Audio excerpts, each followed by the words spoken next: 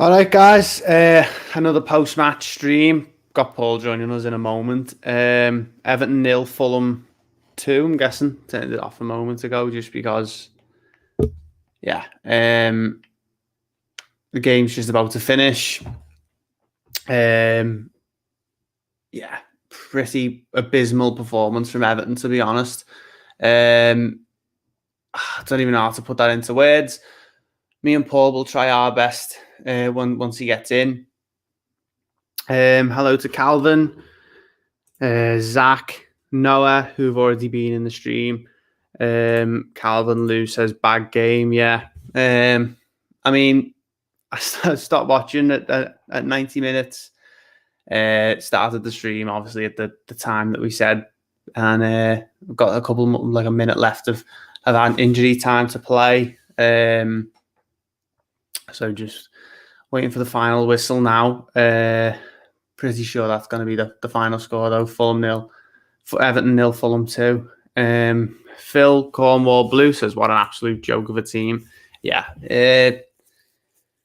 it's really frustrating, Phil, to see this team that shows up in those games. You know, Tottenham and the game midweek and other games like that, and then to come in these games where you need to be getting 3 points, you're expecting to be getting 3 points, and throwing in a performance like this, it's just embarrassing. And I thought I'd get some of my viewpoints in before Paul joins us because, yeah, I remember after the Newcastle game it was 2-0, and yeah, Paul wasn't happy after that one, so I'm guessing he won't be after this one either. Billy Domigan says, how do we play like that and expect a cup or top six? We don't. You can't expect a cup or a top six finish from a team like that who've gone to play like that. You need to be getting 3 points in these games. And it's just so surprising that, we go away and win at Leeds. We beat Chelsea at home. We beat Arsenal at home. We beat Leicester away. We go and get a draw at Old Trafford. And you throw in a performance like this, not the first time in the season as well. It's the exact same game as against Newcastle, and you would have thought they'd sorted it out. And I'm going to treat this one like a pre-match stream because Everton haven't even come out yet for the game. Everton have not started playing.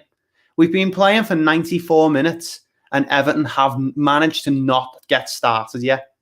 That's embarrassing. It really is. And it's just so disheartening. I've got no words for it. And but thank you for joining the stream, guys. If you're in here, drop the stream a like. Yeah, leave us some comments because yeah, I can't believe it. Got Paul joining us. Paul. Right, mate. Yeah. Yeah. Try and put that into words. It's just, I don't even know, mate. It's just awful, isn't it? I'm not that shocked, mate, because I could see something like that happening when I saw the lineup. When you were talking earlier on about we could be looking to put 3-4 past these, I thought that's not going to happen without Calvert-Lewin. They're going to be bang up for this because they need to win because they've got nothing else to lose. Mm-hmm. And there was several when I saw what the front three was, especially, I thought, oh no, that could go badly wrong. That I don't think that's going to click at all. And I hate it when I am right. I loved it the other day when I was wrong, but I was right on this occasion. Front three looked like they didn't know what they were doing the entire game. None of them looked like they knew where to be, and when they got on the ball, who to pass to, or where to run in. It was just an absolute cock up from Ancelotti. I love praising him, and when he gets his lineup spot on, we've got to give him all the credit. But when he gets it, he's got it wrong. He's square pegs in round holes isn't even the word for this game. He's the attitude of the players. Attitude of the players been awful. The attitude of most of the players was just downright disgusting because what that was just pure laziness. Yeah, 100%. All that was. They didn't want to work as hard as Fulham were willing to work. I'm sorry if you're a team that wants to go anywhere, if you're a team that wants to compete in Europe and win cups, then having an attitude like that, then stop dreaming. You know what I mean? There's a reason we don't win stuff, and there's a reason we don't get in Europe very often, and it's because we have attitudes like that. Yeah, I was saying to the viewers before you joined, Paul, like the attitudes of the players and the way that they've applied themselves to this game is just downright amateur.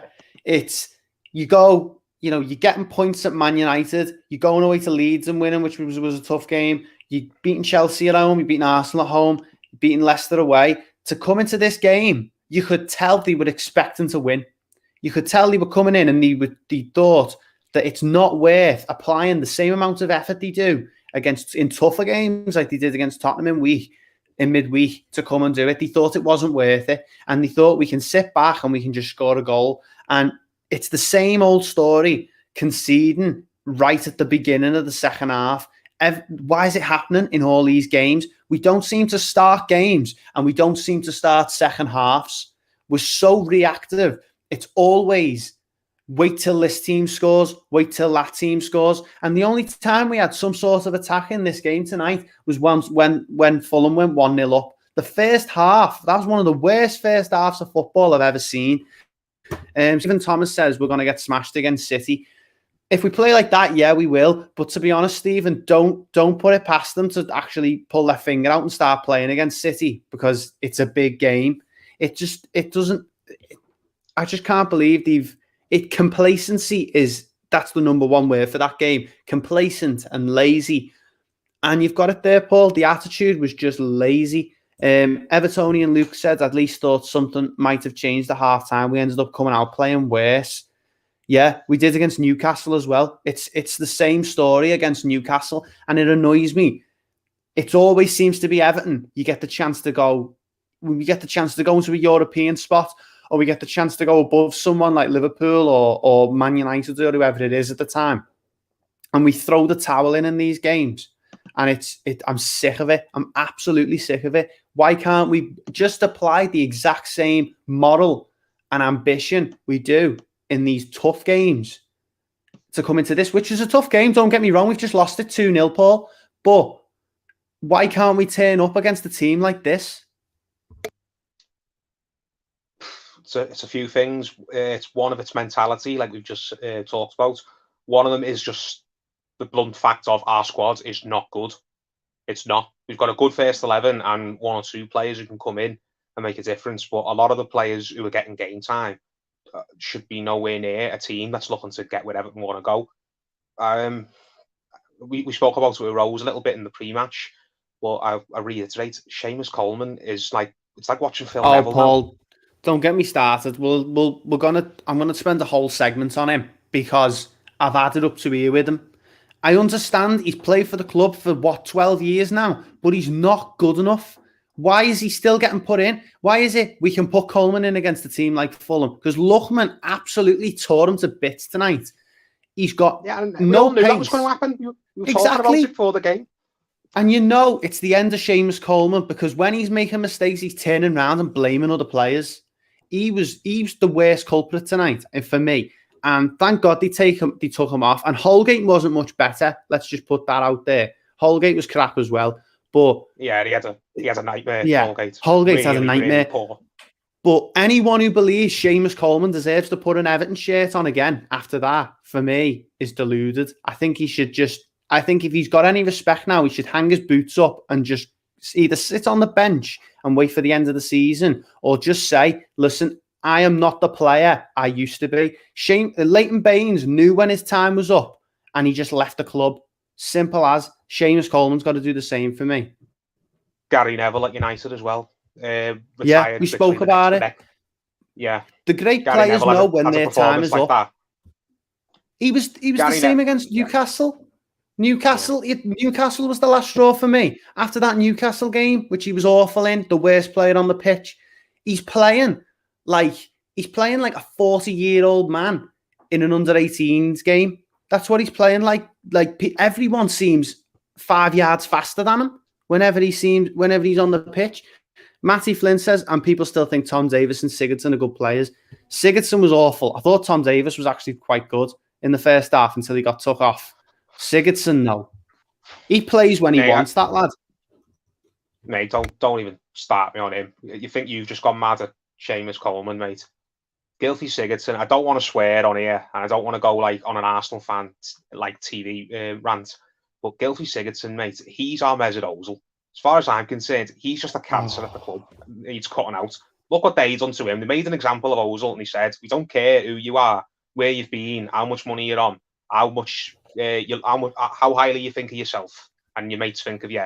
Your attitude stinks. We don't want you here. Get lost ASAP." We should do that to Sigurdsson because I'm sick of him getting replays now. He turns up what he feels like, puts in a half-assed performance, and everyone starts talking about how he's a good squad player again.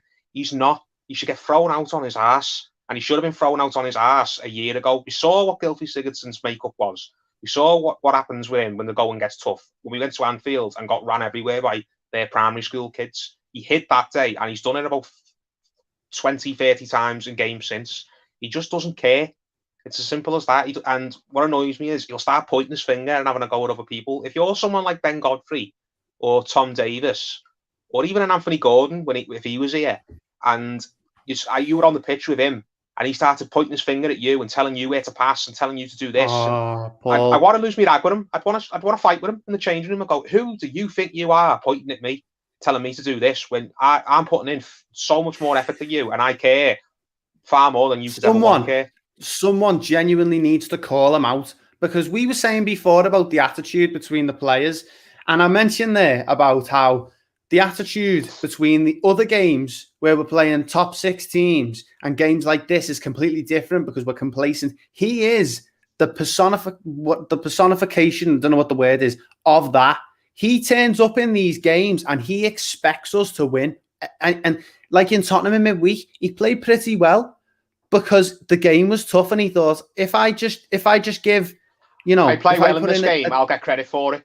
Yeah, exactly. Malcolm Murphy there says, behave. Coleman gives everything. Yes, he's finished, but Hammers £100,000 a week didn't want to know and wanted off. No, I'd say Coleman needs to be putting better performances in than that. I'd say Hammers has absolutely no license to go forward. Same with Decore as well, because Decore can't play there. Well, he's on the right side, Coleman, because he's offered no protection at all. Decore's found himself defending on that right hand side and almost playing like a makeshift right winger. I don't think it's got anything to do with James Rodriguez. That I think Coleman's just finished, mate. You've got to be able to see when a player is finished, and he is finished. He's past his best. He's not good enough. End of. That's it. It's got nothing to do with any other players on the pitch. He's 5 yards off the pace behind everyone else. Wormy Spoon says, not Coleman's fault, he's done. He just doesn't know it. But why doesn't he know it? It's obvious in the games he's played, he's not been playing well. He needs to be he's had too many performances now. And it's not just bad performances, it's performances where he just doesn't look on the same level as other players. And become the norm with him. Yeah.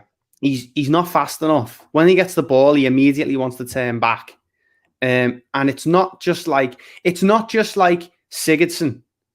I've got a lot more respect for him, Sigurdsson. I'm not putting him in that sort of bracket, by the way, Paul, because they're completely different things. I'm saying with Sigurdsson, we know he's crap. With Coleman, you can tell he's a player that doesn't have the ability anymore, or he doesn't have the legs. Like I said, I've got time for Coleman, but it's something I hate about our club, and I always have. The fact that every manager's got favourites, I get that.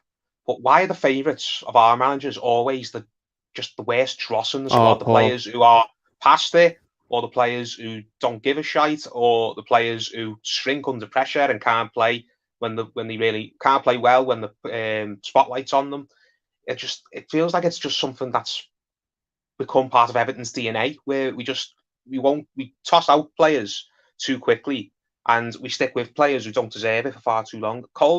I've got a lot of time for Coleman as a person. I like him as a person.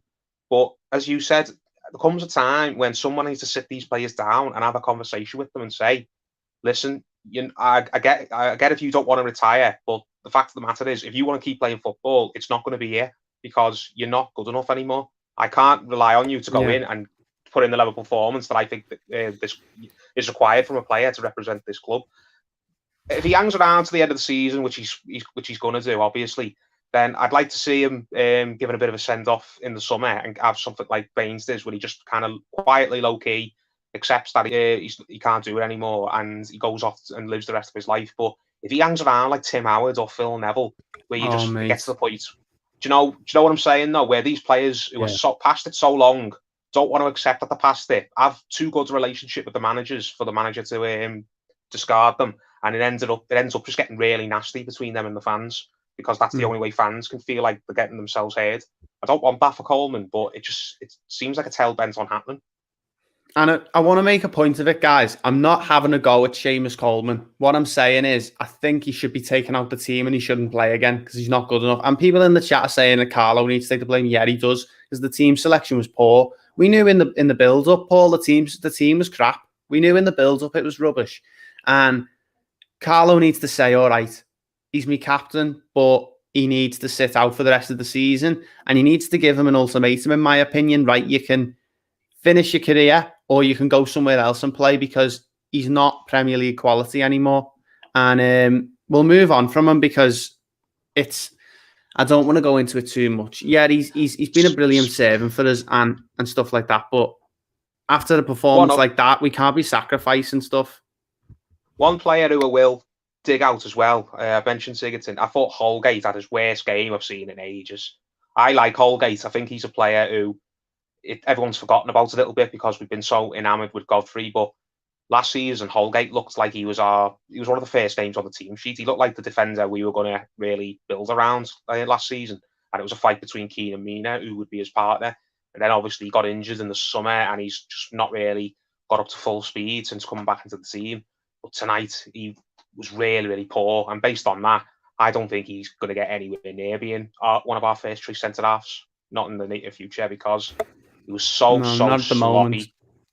So sloppy. And it's hard to see where he's going to get it back into the team, because, yeah, obviously we're going to have to put him at right back over Coleman. But let's say we get a new right back in the summer.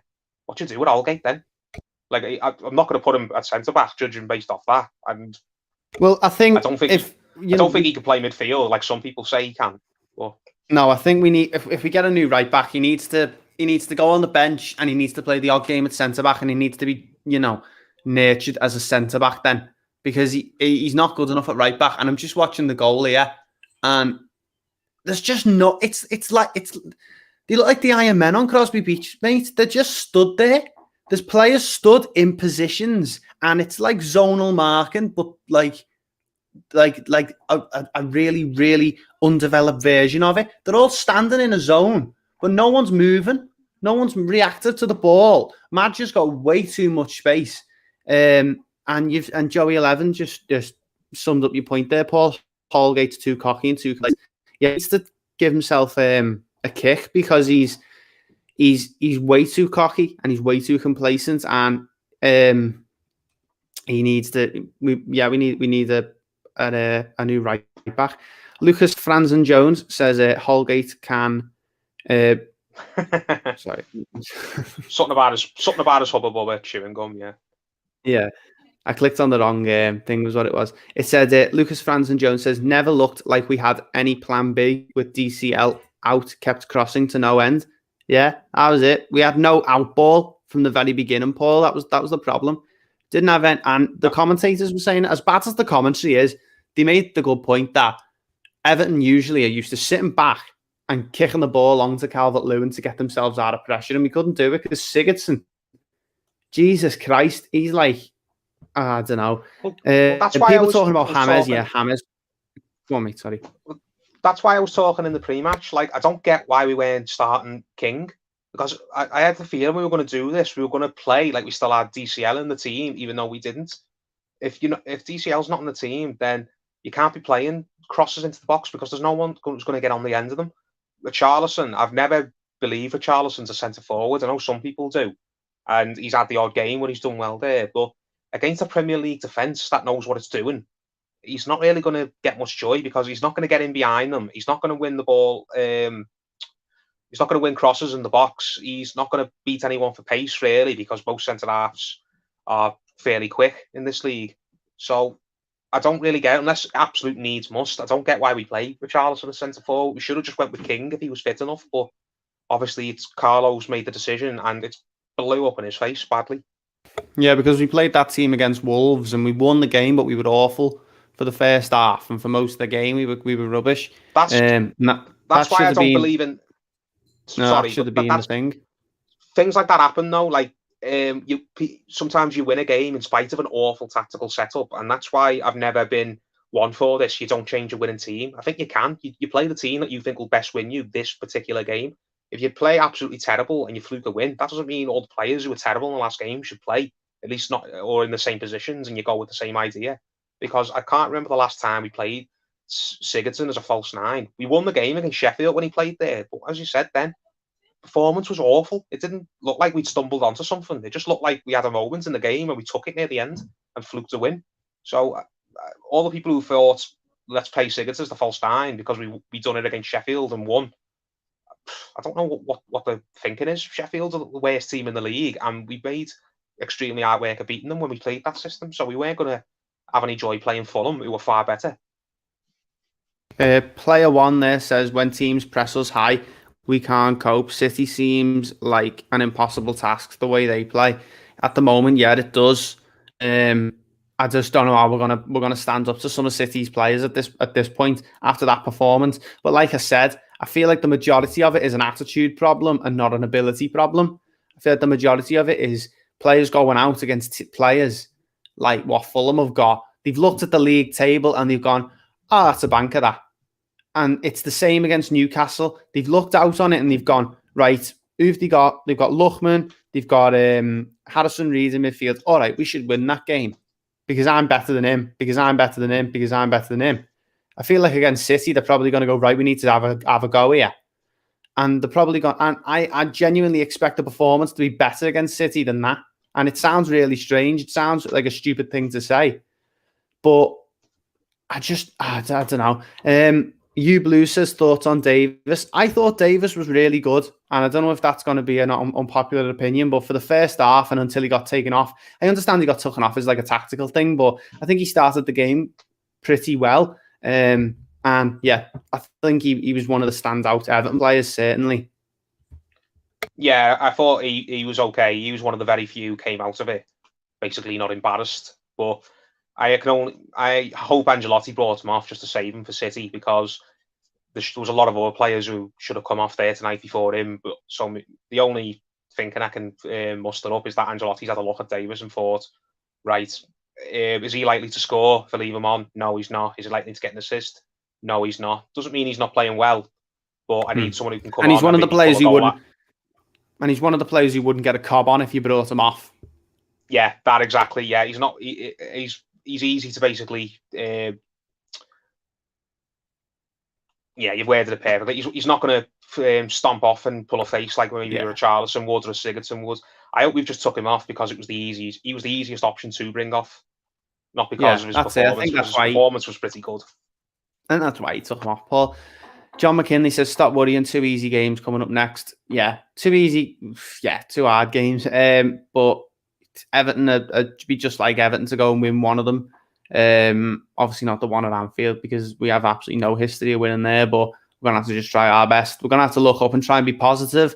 Don't want to make this a dead negative stream, as hard as that is, because we've just lost 2-0. But if you're looking at the bright side, we usually, we played like this against Newcastle, and then the couple of games after that we started to get better. City's now a chance to prove. Yeah, go on. Sorry, mate, but this is a habit that we've fell into, and this is going to cost us finishing in Europe. This is going to cost us European football. It's simple as that. And you know what I mean. Just trying to look at it positively, Paul. We've lost to Fulham, we've lost to Newcastle, we've lost to West Ham, and we've lost to Leeds. All teams, especially Leeds and Newcastle, who are nowhere near as good as us. You look at that 12 points. You look at that 12 points from games that we need to be winning at home. Where does that put us? On 49 points? Second or third in the league, I think. Something like that. Yeah, we're going to end up missing out on Europe by a handful of points, and we're going to look back at these games and rue them. And you can see it coming an absolute mile away, and that's why everyone's so annoyed, because we know this is going to have an effect on us. If this was the only game we'd lost in about 10, you think, oh, well, every team loses a game, the odd game that they can't believe they've lost it, and they get annoyed. But this is a real concern now. Our home form is terrible. It's like our home form that last season under Martinez, where I think we had the worst, we got the least amount of points at home for 50 odd years or something like that. That final season Martinez was here, where we only won about 4 or 5, 6 league games out of 19. It's terrible. It's got to be sorted out quick, because the away form's all right, but if you're not going to be taking, I only put 19 home games, is it? So you times that by 3. What's that? 57. If you're not taking 30 points at home, 35 points at home, you're not doing anything at the top end of the table. You're not. And like the only thing we can hope is that he's got some sort of mad tactical, some sort of mad game plan for Wednesday, because I think I would much rather we played the first 11 there tonight, obviously without DCL, but much rather that we played a better team out there tonight, dropping players like Coleman and, stuff like that. Alan was on the bench. We don't know how fit he was. And just making sure we got the win in that game, and, putting less into the City game, because you can understand us getting beat by City, Paul. You can understand that. Obviously, I'd love us to beat Man City. It would be a brilliant win. But Tom Peters there says, is that Europe gone? I'm not sure. I know we're on 37 points now. We've got a couple of games in hand, but those... not officially, not strictly, but you can just see what's going to happen a mile away. They're going to be up amongst it and then probably miss out right at the end, and we're going to I don't know who we've got left to play. And point to that. Don't know who we've got left to play in the home games that are the games like that, basically, because games like that we're going to get beat this season. We're going to lose games against. So who have we got left? We haven't played Villa at home yet. I don't think, have we? No. Villa, Spurs. That's gotta game. Play Spurs. Villa, Spurs, City, the Derby, all sorts of games that you go after that now, after the application from the team in that game. It's just like, oh, you know what I mean? You just going, are we going to get a win there? Probably not. John McKinley there says we're finding our true level mid-table at best. It's easy to say that, John. I said that at half-time and, on the 70th minute when he scored the second goal, because it's easy to say it, but you've got to try and look past it. You've got to try and be better. It's really, really easy to rule Everton out when they play like this, because we're all used to it by now, and it's we're all used to it. So Paul Elliott says, don't believe Coleman should be getting dug out far worse than him. I thought many far worse than him tonight.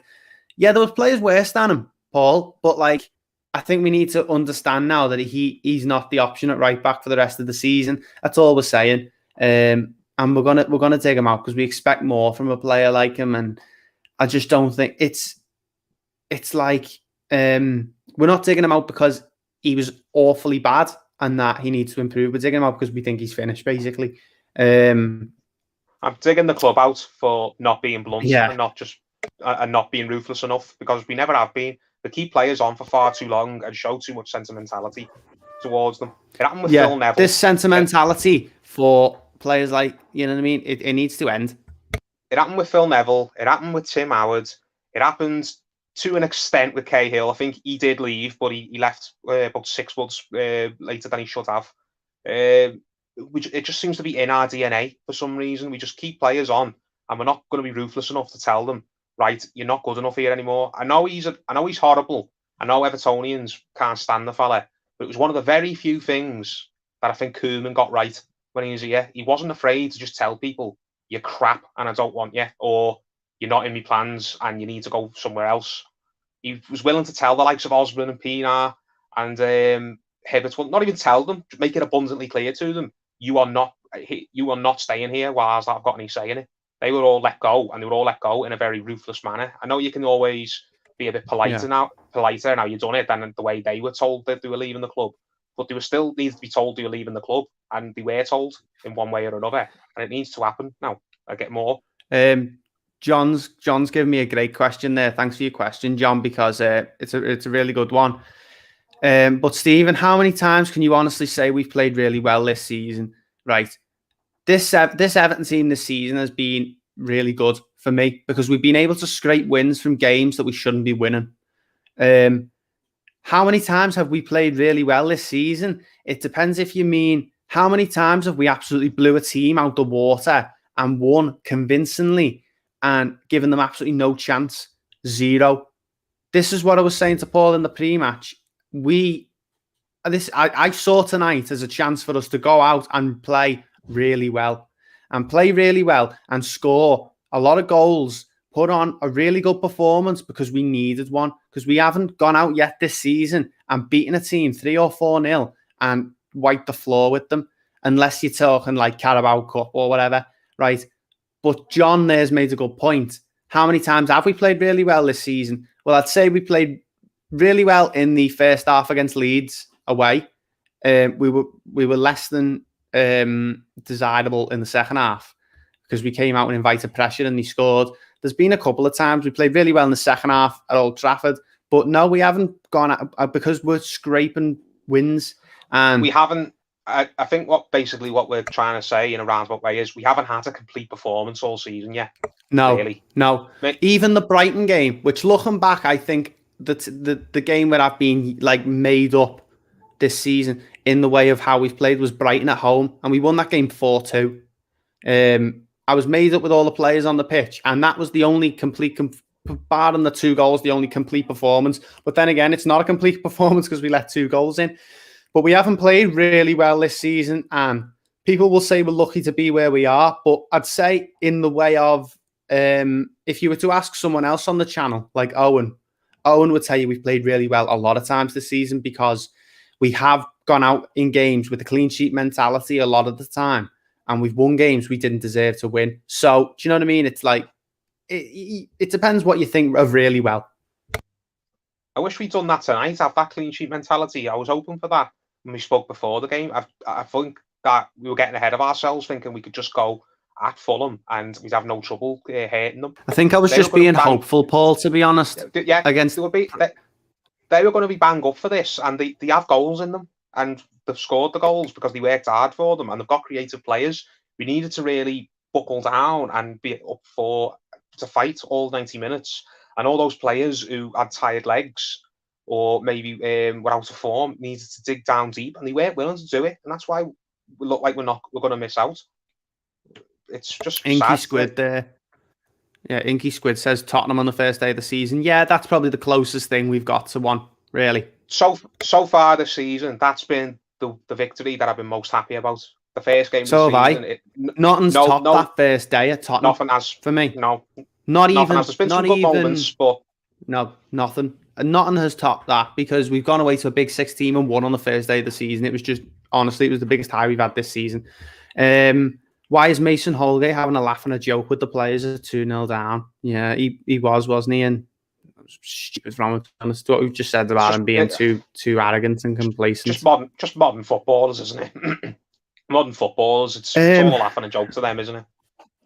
Yeah, I mean, we've got to look past this game. We've got to realise we're still at the beginning of a development thing. We've only had a year under Ancelotti, and we'll lose. Luckily, these are the only games that we seem to be losing this season, and we are winning games that you wouldn't expect us to win. We have earlier on in the season, so not too much to get down about. But there's this, obviously, it's a really, really big disappointment, and we need to be doing better. But you know, it's easier to sort out this problem of switching off in games and making sure that you don't and win and actually seeing the job through than it is sorting out a mentality where we can't go away to a big team and put a performance in like we used to. Oh yeah, 100%. David Moyes.